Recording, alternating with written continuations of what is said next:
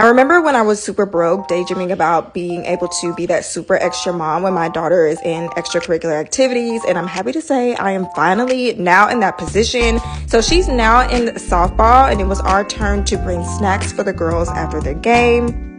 Instead of just showing up with like a box of Capri Suns, I thought it would be really cute to make like little gift bags. So we went to Walmart and I was able to find everything to stuff their gift bag for less than $5. We kept the Halloween theme. These bags were 33 cents. She's still working on her D's and her B's, so don't judge.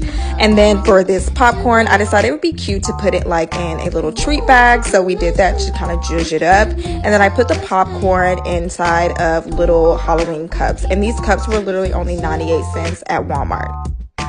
We arranged all the goodies in the cups because, once again, extra. I wanted it to look like, you know, like a little gift basket that maybe you'll get for Easter. Packed them all up in this clear tub, and we ended up the season with a win, and I felt like a winner too because I was able to make 12 gift bags for less than $30.